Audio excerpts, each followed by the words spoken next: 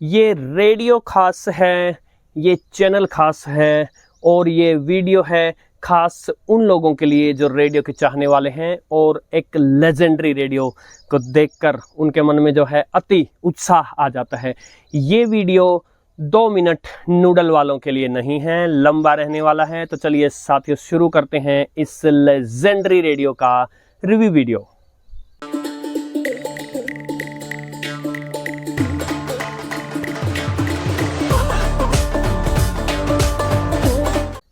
कितना खास है ये रेडियो मॉडल, ये मैंने एक्सप्लेन किया था इसके इंट्रोडक्टरी वीडियो में। यदि आपने वो नहीं देखा है तो पहले मैं रेकमेंड करूंगा कि पहले आप जाकर उसको देखें, लिंक डिस्क्रिप्शन में है। साथ ही सोनी की कहानी, सोनी की इंटरेस्टिंग कहानी पर मैंने एक वीडियो बनाया था, उसका लिंक भी डिस्क्रिप्शन में है, उस वीडियो को भी देखना न भूलिएगा साथियों। यदि बात करें इस मॉडल की तो ये मॉडल है ICF EX5 MK2। यहाँ MK2 का अर्थ है मार्क 2 वर्जन 2, जो कि जून 2009 में रिलीज हुआ। जो इसका ओरिजिनल वर्जन था उसका नाम था ICF EX5 और ये 1980 के दशक में रिलीज हुआ था। संभवतः कंफर्म्ड नहीं है, संभवतः है 1985 में, 1985। अब साथियों सबसे सरप्राइजिंग बात यह है कि चाहे इसका ओरिजिनल वर्जन रहा हो ICF EX5 या ये रहा हो ICF EX5 Mark II, ये दोनों के दोनों जापान के लिए बनाए गए मॉडल थे। ये विश्व मार्केट में बेचने के लिए मॉडल नहीं बने थे, ये केवल जापान में बेचने के लिए बने थे। थोड़ी ही देर में इस बात के सबूत प्रस्तुत करूंगा। किंतु ये जापान से बाहर पूरी दुनिया में इतने प्रसिद्ध हुए कि इनके ऑर्डर्स जो है यूरोप, अमेरिका, इवन भारत भी जो है जापान से करने लगे। और देखते ही देखते चाहे इसका ओरिजिनल मॉडल रहा था वो या जो ये Mark II था, ये इनके जो दाम थे, जो प्राइसेस थे, इनका मूल्य वो स्काई हाई जाने लगा था, बहुत महंगा बिकने लगा था ये रेडियो। और आज भी अगर ये रेडियो किसी के पास, वैसे तो मिलते ही नहीं हैं, बहुत ही रेयरली मिलते हैं, लेकिन अगर मिल जाएं तो बहुत महंगे दामों में बेचे जाते हैं। ऐसा बताया जाता है कि जो ओरिजिनल वर्जन था उसमें FM और मीडियम वेव के अलावा टीवी बैंड्स थे, जो कि बाद में मैंने, हालांकि उस टीवी बैंड वाले रेडियो का कोई मॉडल, कोई पिक मेरे आगे नहीं आई, लेकिन बाद में संभवतः है टीवी बैंड की बजाय NSB-1 और NSB-2 बैंड्स आने लगे, जो कि आज के इस वर्जन में जो है वो Nikkei 1 और Nikkei 2 नाम से आते हैं। हालांकि उन पर एक डिटेल्ड वीडियो आ जाएगा, लेकिन जो NSB बैंड था वो था निहोन SW ब्रॉडकास्टिंग, एक स्टेशन है जापान का। निहोन जो नाम है वो जापानी भाषा में जापान का नाम है, जैसे भारत का नाम अंग्रेजी में इंडिया है, किंतु हम जो है वो तो भारत ही कहेंगे। ऐसे जापान के लोग जापान को निहोन बोलते हैं और पूरे विश्व भर के लिए जापान जापान है। कालांतर में NSB रेडियो स्टेशन जो था, निहोन ब्रॉडकास्टिंग, निहोन शॉर्टवेव ब्रॉडकास्टिंग जो स्टेशन था, उसका नाम Nikkei 1 और Nikkei 2, जो 2 स्टेशन थे उनका नाम Nikkei 1 और Nikkei 2 हो गया। अब देखिए इस बात के अनेक साक्ष्य हैं कि ये मॉडल जो है वो सिर्फ जापान के लिए बनाया गया था। आप देखिए इसमें जगह जगह, जैसे आपको यहाँ दिख रहा है जापानी भाषा दिख जाएगी, या यहाँ देखिए ये जो इसका ट्यूनिंग पैनल है, इस पर जगह जगह जापानी स्टेशंस के नाम लिखे हैं। उदाहरण के लिए यहाँ जो 1 और 2 लिखे हैं ये दोनों टोक्यो हैं, टोक्यो स्टेशन है। या यहाँ जो 2 के आगे लिखा है ये किटामी स्टेशन है। या यहाँ नीचे 2 के आगे जो लिखा है ये नाहा स्टेशन है जापान का। दूसरा सबूत ये है कि जो इसके बैंड हैं, एक मीडियम वेव, एक FM, इसके अलावा जो ये दोनों बैंड हैं ये शॉर्ट वेव के बैंड नहीं हैं, यानी विश्व भर में ये रेडियो कहीं पर भी शॉर्ट वेव नहीं चला सकता। केवल जापान देश में जो वहाँ का लोकल होम जो शॉर्ट वेव रेडियो स्टेशन है Nikkei 1 और Nikkei 2, या पहले NSB-1 और NSB-2 था, केवल वो चल सकते हैं। एक और सबूत है इसकी FM की रेंज। जापान में जो FM था वो पूरी दुनिया में जो FM है 87.5 से 108 वैसा नहीं था, वो था 76 से लेके 90। तो जो इसकी FM जो रेंज है वो पूरा 76 से 108 रखी गई है। एक और सबूत है इसका मीडियम वेव स्केल। इसका मीडियम वेव स्केल जो है वो 530 से लेके और 1600 दिखा रहा है, असल में आगे 1640 तक जाता है। अगर विश्व भर के मार्केट्स के लिए ये रेडियो बना होता तो खासकर अमेरिका के लिए जरूर बना होता, और अमेरिका में मीडियम वेव बैंड जो है वो 1700 किलोहर्ट्ज पर जाकर समाप्त होता है। और इस रेडियो की महानता का इससे अधिक मैं क्या वर्णन कर सकता हूं कि बिना शॉर्ट वेव के ये विश्व में प्रसिद्ध हो गया। देखिए 1980 के दशक में जब इसका ओरिजिनल मॉडल आया था EX5, उस समय तो पूरे विश्व में शॉर्ट वेव के बिना रेडियो जो है वो क्या रेडियो था, किंतु ये बिना शॉर्ट वेव के प्रसिद्ध हो गया क्योंकि इसका ओरिजिनल वर्जन भी और ये भी मीडियम वेव डीएक्सर्स के लिए खासकर।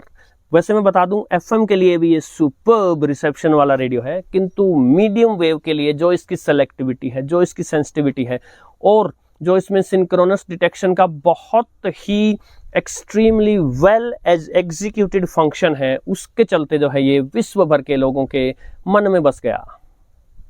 यदि बात करें इसके डायमेंशंस की तो विड्थ में है ये 10.5 इंच से थोड़ा सा कम, हाइट में ये है 6 इंच से थोड़ा सा कम और डेप्थ में है ये लगभग 2.5 इंच।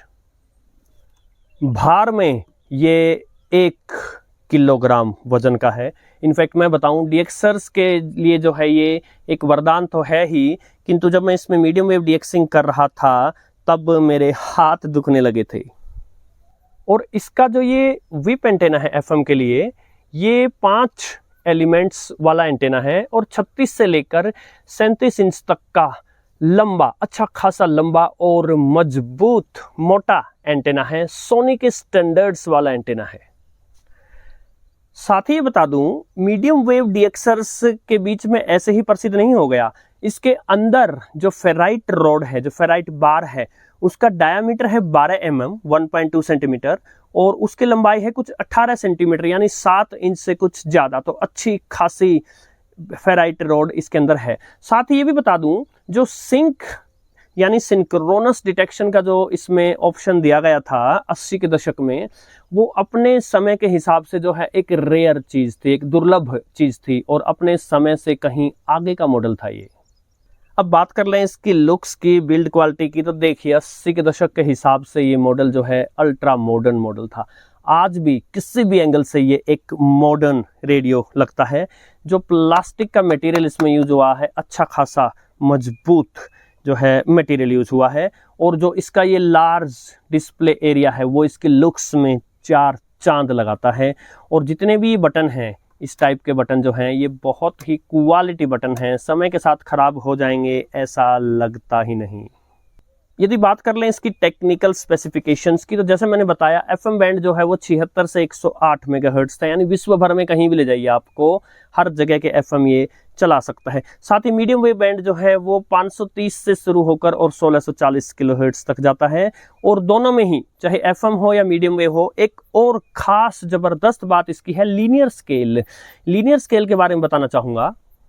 देखिए नॉर्मली जो रेडियोस में ये स्केल यूज होता आया है उसमें जो ये फ्रीक्वेंसीज हैं ये इवनली डिस्ट्रीब्यूटेड नहीं होती, यानी समान अंतर पर नहीं होती, बराबर के अंतर पर ये नहीं होती। किंतु इस रेडियो में जो है ये आपका कंटिन्यूअस, इस स्केल को बोलते हैं कंटिन्यूअस स्लाइड रूल डायल, और इसमें लीनियर स्पेसिंग है, चाहे एफएम हो या मीडियम वेव। जैसे एफएम में देखिए 76 से बिल्कुल एग्जैक्ट डिस्टेंस पर 80 है, फिर उससे उतनी ही एग्जैक्ट डिस्टेंस पर 84, 88, 92, या मीडियम वेव पर देख लीजिए ये जो फ्रीक्वेंसीज हैं जैसे 1000, उससे इक्वल डिस्टेंस पर 1200, फिर इक्वल डिस्टेंस पर 1400, फिर इक्वल डिस्टेंस पर 1600 किलोहर्ट्ज है।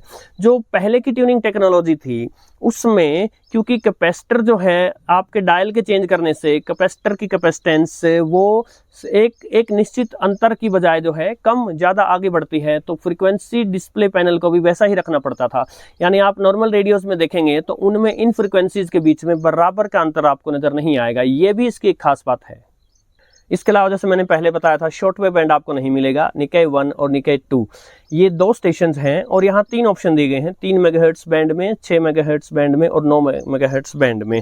तो तीनों बैंडों में एक स्टेशन ये और एक स्टेशन ये है, यानी 6 फ्रीक्वेंसी दी गई हैं, इसलिए इसको बोला है 6 स्टेशन क्रिस्टल ट्यूनिंग जो है ये जापान के लिए। यदि बात कर लें इसके स्पीकर की तो ये 10 सेंटीमीटर यानी लगभग 4 इंच, थोड़ा सा कम डायमीटर का स्पीकर है। इसकी आउटपुट पावर जो है उसका अंदाजा है ये 1.3 वॉट होगी। साउंड थोड़ी ही देर में टेस्ट करेंगे। और यदि बात करें पावर की तो इसको चाहिए DC 6 वोल्ट, 4 सेल चाहिए। इसमें लगेंगे टाइप C सेल्स। अब ये जो टाइप सी सेल्स हैं ये लेंथ में डबल ए सेल, घड़ी वाले सेल्स के जितना ही होते हैं, किंतु ये उनसे बड़े हैं। और जो टाइप डी सेल आते हैं, जो बड़े सेल हैं, जो नॉर्मल रेडियोज में आप डालते हैं यहाँ, उससे ये छोटे हैं। इनको हम मीडियम सेल्स बोला करते थे। आज के समय में इनका मिलना ही एक महाभारत है। या फिर आपको डीसी अडेप्टर चाहिए 6 वोल्ट का, जिसकी सेंट्रल पिन नेगेटिव हो, यहाँ आउटलेट दिया गया है। ये एक सुपर हेटेरोडाइन रिसीवर था। यदि आप नहीं समझते हैं सुपर हेटेरोडाइन रिसीवर क्या होते थे, लिंक डिस्क्रिप्शन में दे दूंगा, बहुत ही प्यारा वीडियो बनाया था मैंने उस पर। या फिर जो बार बार हम जिक्र कर रहे हैं सिंक्रोनस डिटेक्शन, इस पर भी वीडियो आया था, दोनों के लिंक डिस्क्रिप्शन में दे दूंगा। और जब ये नया रेडियो आता था तो इसके बॉक्स में रेडियो आता था, एक कैरी बेल्ट आती थी, और कैरी बेल्ट लगाने का भी बड़ा ही स्टाइलिश इंतजाम है इसमें। थोड़ी देर में जब मैं इसके बटन्स दिखाऊंगा, जब दिखाऊंगा आपको। और कैरी बेल्ट के अलावा इसमें एक यूजर मैनुअल आता था और वारंटी कार्ड आता था। साथ ही इसमें एएम के लिए, जिसमें आपका मीडियम वेव भी आ गया और जो उनका निकाय 1 निकाय 2 बैंड्स भी आ गए, उनके एक्सटर्नल एंटेना के लिए जो है इसमें स्क्रू टर्मिनल्स दिए गए हैं। ये आप एक लॉन्ग वायर लाकर यहाँ जोड़ सकते हैं और एक वायर ग्राउंड से जोड़कर और आप यहाँ जोड़ सकते हैं। अनेक बार अनेक साथी पूछते हैं कि हमारे पास विंटेज रेडियोज हैं या विंटेज हाईफाई सिस्टम्स हैं, उनमें पीछे एंटेना कैसे जोड़ें। तो देखिए, आपको या तो इस तरह के स्क्रूज दिए होंगे या कोई दूसरे प्रकार का कुछ भी अरेंजमेंट दिया गया होगा। जहां इस प्रकार का मार्क होगा वहां आप एक लंबी तार, और आपको तार छीलने की जरूरत नहीं है, चाहे आप उसको रबड़ के अंदर ही रहने दीजिए, एक लंबी तार लास्ट में लाकर छील के यहाँ से बांध दीजिएगा, ऊपर से लाकर कहीं से, जो कि ग्राउंड को टच न हो। और यहाँ एक ग्राउंड से एक वायर जोड़ दीजिए, जबरदस्त एंटेना बन जाएगा। और अब अगर इसके बटन्स फंक्शंस देखें, यहाँ ऑन ऑफ का बटन है। ये बटन जो है, जैसे मैंने बताया था, 3 या 6 या 9 मेगाहर्ट्ज को सेलेक्ट करने के लिए है। निकाय 1 निकाय 2 स्टेशंस के लिए जापान में कामयाब होगा। जो फ्रीक्वेंसी डिस्प्ले पैनल है, एफएम और मीडियम वेव की फ्रीक्वेंसीज डिस्प्ले की गई हैं, जिनमें वहाँ के लोकल स्टेशंस के नाम भी दिए गए हैं। यह आपका बैंड स्विच है, मीडियम वेव, एफएम, निकाय 2, निकाय 1। ये सिंक्रोनस डिटेक्शन का बटन है। अब इसके ऊपर, क्योंकि वीडियो बहुत लंबा एनीवे बनने वाला है, आज कुछ नहीं बोलूँगा, अलग से एक स्पेशल वीडियो बनेगा कि क्यों दुनिया भर के रेडियो के चाहने वालों के मन में जो है इस रेडियो के लिए प्यार था। ये सिंक्रोनस डिटेक्शन किस तरह से एग्जीक्यूट होती थी, इस पर एक अलग बटन वीडियो बनाऊंगा। अभी मैं बता सकता हूँ, यदि आप इसको नीचे कर देते हैं तो नॉर्मल मोड में काम करेगा, आपकी डीमोड्यूलेशन जो है वो नॉर्मल तरीके से होगी। लेकिन यदि आप इसको यहाँ बीच में ले आते हैं तो लोअर सिंक, और यहाँ ले आते हैं तो अपर सिंक में काम करेगा। इनको एक्सप्लेन करूंगा सिंक्रोनस डिटेक्शन के वीडियो में।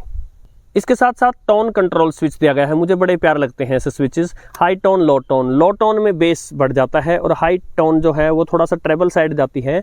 इसके साउंड में मैं आपको बताऊंगा, दिखाऊंगा कि कैसे हाई टोन पर बहुत ज़्यादा प्यारा साउंड निकालता है ये, और लो टोन पर भी डिसेंट बेस निकाल देता है।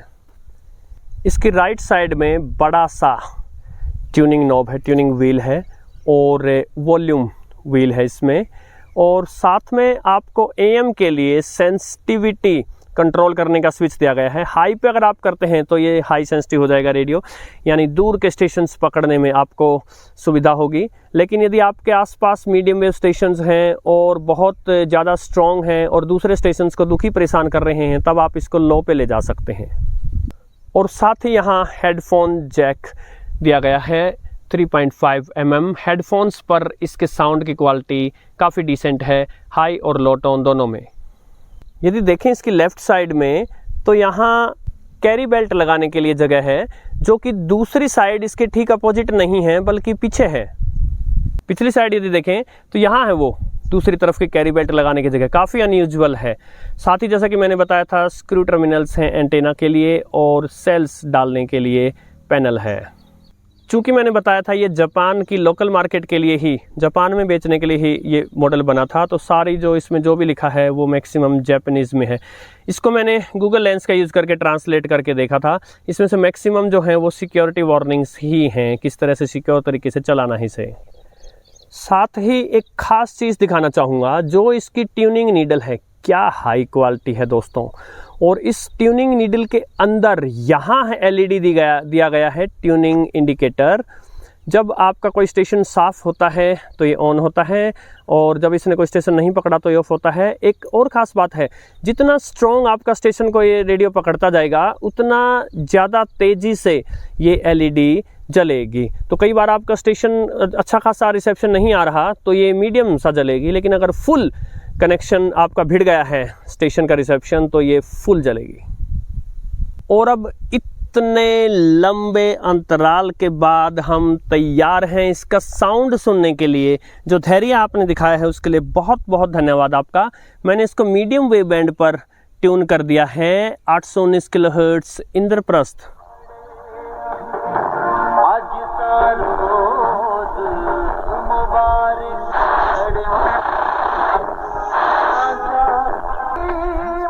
लो टोन करता हूं,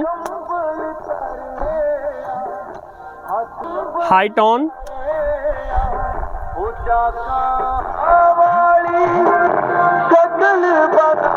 एक बात तो ये निकल कर आई कि फुल वॉल्यूम पर भी डिस्टॉर्शन नहीं होता। और क्षमा प्रार्थी हूँ, बहुत ही थोड़ी सी क्लिप दिखा पाया क्योंकि ये एक गीत था, कॉपीराइट एक्ट आ जाता। एफएम बैंड पर चलते हैं।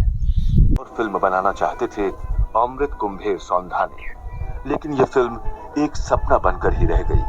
8 जनवरी 1966 को बिमलदा की जिंदगी की रील चलते चलते थम गई। जिंदगी मौत की बंदिनी बन गई।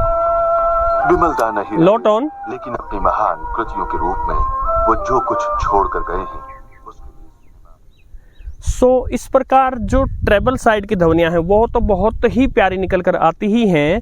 बेस भी आपको डिसेंट दिखता है। अब देखिए, ये लेजेंडरी रेडियो जरूर है, लेकिन जो फिलिप्स के रेडियोज में हमने एक अल्ट्रा बेस, और जो कि ओवर द टॉप नहीं जाती, प्यारी बेस होती है, वैसे बहुत ही धांसू बेस तो आपको इसमें नहीं मिलेगी, लेकिन कर्णप्रिय, कानों को सुहाने वाली बेस ये अवश्य देता है। और एंड में बात करें रिसेप्शन की, तो जैसे मैंने बताया था एफएम पर तो ग्रेट रिसेप्शन है ही, मीडियम वेव पे सुपर ग्रेट रिसेप्शन है। मैंने इसको कल रात ट्यून करके देखा था। मैं आपको डिटेल्ड कंपैरिजन वीडियो भी ले आऊँगा। D808 के साथ सीधा सीधा मैंने इसको ट्यून किया था, क्योंकि वो एफएम में तो किंग है ही, मीडियम वेव भी बहुत अच्छा है उसका, और उसकी टक्कर में ये स्टेशंस पकड़ रहा था। तो आप आइडिया लगा सकते हैं कि कैसा रिसेप्शन है। अभी दिन का समय है, सुबह के लगभग 10 बजे हैं, और मैं इसको पहले एफएम बैंड पर ट्यून करता हूं। जिन स्टेशंस को पकड़ा जाना है वो यहाँ 90 से 180 किलोमीटर दूर है, दूर हैं स्टेशंस, और मैं छत पर भी नहीं हूँ, मैं अभी नीचे हूँ। चलिए देखते हैं कितना क्या पकड़ता है ये। साथ ही एक बात और बताऊंगा, मैं इसको बड़ा जल्दी से पहले 76 की तरफ से ट्यून करना शुरू करूंगा, और आप ये देखेंगे कि इसका इमेज रिजेक्शन भी कितना अच्छा है। इमेजेस नहीं बनेंगे इसकी, अन्यथा जैसे अभी शॉर्ट वेव रेडियो, जैसे आप टेक्सन का ले आएंगे 9011 या कोई दूसरा रेडियो, उसमें एक्स्ट्रा फ्रिक्वेंसीज दी गई हों, उसमें आपको अक्सर इमेजेस दिख जाएंगे, आसपास के किसी स्ट्रॉन्ग स्टेशन की इमेज दिख सकती हैं। हाई टोन पर चल रहा हूँ, फुल वॉल्यूम से थोड़ा सा कम रखूंगा। ये देखिए, कोई भी किसी भी प्रकार की इमेज नहीं है।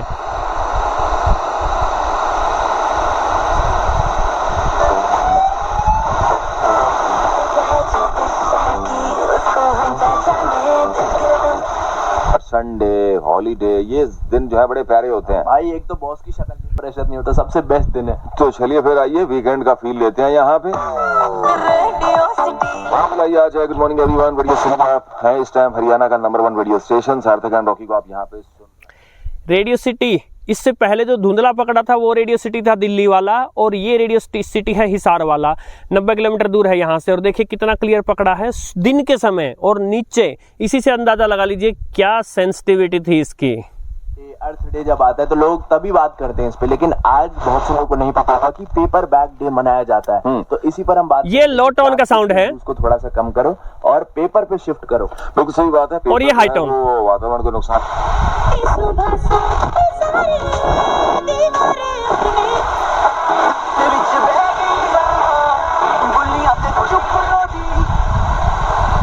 और अभी तो मैं इसको हाथ में पकड़कर इधर उधर नहीं कर रहा हूं, वरना तो जो है एफएम रिसेप्शन और बेटर हो जाएगी। तो केवल एक जगह स्थिर है।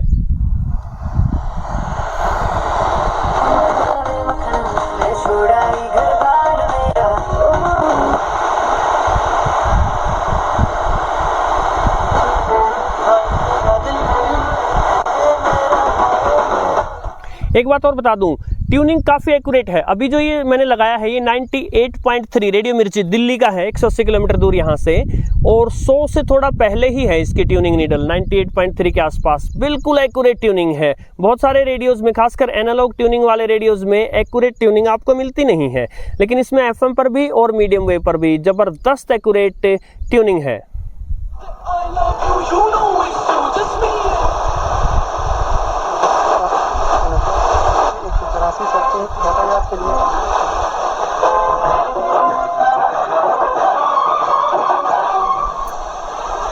अनुभव और खुशियां दोनों प्राप्त कर सकते हैं। ये यहाँ का लोकल FM स्टेशन है हिसार, 102.3 मेगाहर्ट्ज पर 10 किलोवाट पावर का स्टेशन है ये। High tone, low tone,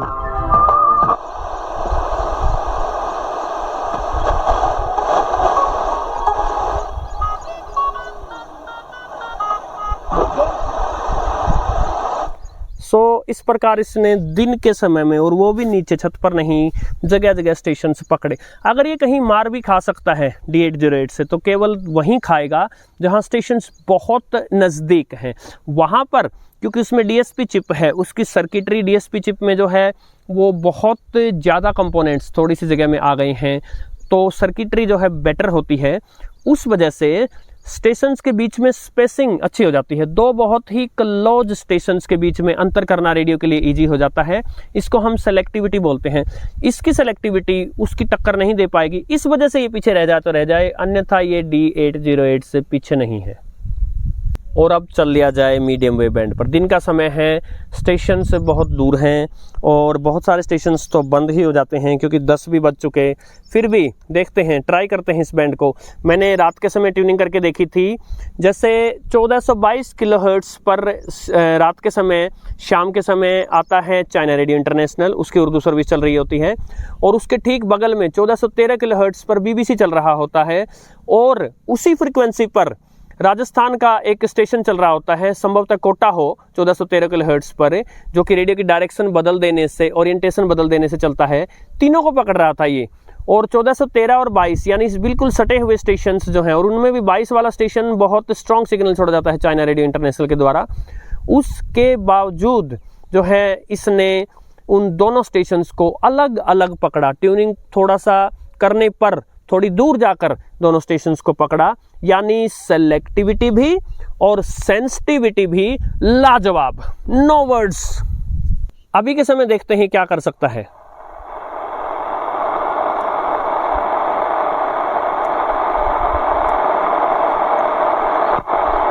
Of the plane was cut off. The AIIB in its report said 1143 kilohertz पर आकाशवाणी रोहतक है ये, और देखिए 1200 से इधर, यानी जहां 1143 को होना चाहिए था वहीं है। बहुत ही एक्यूरेट ट्यूनिंग है इसकी, और जो ये इसकी ट्यूनिंग नीडल है मोटी सी, बहुत मजबूत नजर आती है। जो इसका डिस्प्ले पैनल है, इसकी हर चीज़, मैं क्या बताऊं, इसकी हर चीज़, इसका हर बटन, इसका हर फंक्शन, इसके लुक्स, कुछ भी कह लीजिए, वो लेजेंडरी है। यूं ही नहीं, ये दुनिया के भर के जो है लोगों में प्रसिद्ध हो गया। 119 people on the ground also lost their lives. The plane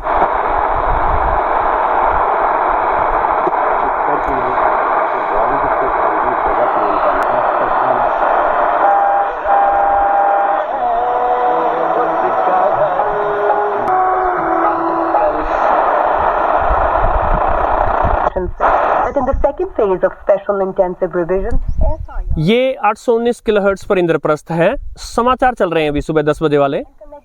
enumeration forms. The poll body said that nearly 70 अभी ये लो टोन पर था, अभी हाई टोन करूंगा। 20,000 newly appointed BLOs and other election officials are working High tone. tirelessly to complete the exercise. अब यहाँ रुककर एक बात और बताना चाहूंगा।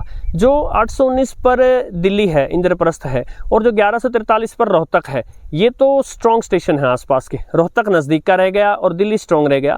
इसके बीच में जो कुछ स्टेशन हमें सुनने को मिले, ये राजस्थान और पंजाब के स्टेशन है। मैं यहाँ हरियाणा में हूँ। इन स्टेशन से दूर अनेक रेडियोज इनको पकड़ने में स्ट्रगल करते हैं, लेकिन इसे कोई स्ट्रगल नहीं हुई। Booth level party workers at Puthrigan.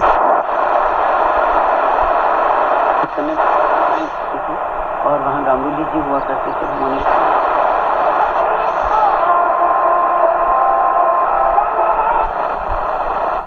तो इससे अधिक क्या हो सकता है। मैंने अनेक बार मीडियम वेव कंपैरिजन वीडियोस बनाए हैं, हालांकि अब हम कंपैरिजन वीडियो से दूर हट गए हैं, क्योंकि स्टेशन पकड़ना ही रेडियो का एकमात्र काम नहीं है, और भी बहुत सारी चीज़ें होती हैं। लेकिन उन वीडियोस में आपने अक्सर देखा होगा कि दिन के समय मैक्सिमम 3 या 4 स्टेशन वो पकड़ा करते थे। अभी आपने देखा इसने कम से कम 7-8 स्टेशन तो पकड़े, और केवल स्टेशन पकड़ना ही नहीं, उनके बीच में अंतर करना, क्लियर उनका प्रसारण पकड़ना और शोर को मिनिमम करना। और मैंने देखा कि घर के अंदर भी दूसरे रेडियोस के मुकाबले जो है इसमें मिनिमम शोर होता है, स्टैटिक जो है वो मिनिमम होता है। तो ये था इसका डिटेल्ड रिव्यू साथियों। जितना खास ये रेडियो है उतना ही खास रिव्यू वीडियो बनाने का प्रयास किया साथियों। आशा है आपको ये वीडियो पसंद आया होगा। कमियां त्रुटियां यदि रह गई हों तो क्षमा प्रार्थी हूँ साथियों। आपके निरंतर सहयोग और बहुत सारा धैर्य दिखाने के लिए, यहाँ तक आने के लिए आपका धन्यवाद साथियों। चैनल से जुड़े रहने के लिए आपका धन्यवाद है। आगे के वीडियो जो हैं इस पर अभी और आएंगे, और ये रेडियो काफ़ी समय पहले आ गया था मेरे पास, लगभग ये कई महीने पहले मेरे पास आ गया था। ऐसे अनेक रेडियोस जिसमें कुछ नए और कुछ विंटेज रेडियोस हैं, अपने रिव्यूज़ की प्रतीक्षा में हैं। समय के साथ साथ उनके रिव्यू वीडियोस आते रहेंगे, और बीच बीच में जिन चीज़ों के लिए ये चैनल बना है, केवल रिव्यू वीडियोस के लिए चैनल नहीं है। इस चैनल का मुख्य जो लक्ष्य है वो है रेडियो से जुड़ी बारीकियां आम लोगों को बिल्कुल सरल भाषा में प्रस्तुत करना, ऐसे कि जैसे 5वीं कक्षा का विद्यार्थी भी उसको समझ सके। लेकिन चैनल को चलाने के लिए, क्योंकि रिव्यूज़ जो हैं वो थोड़ा पॉपुलर होते हैं, चैनल को चलाने के लिए, लोगों को जोड़ने के लिए रिव्यूज़ वीडियोज़ भी आते हैं। नमस्कार।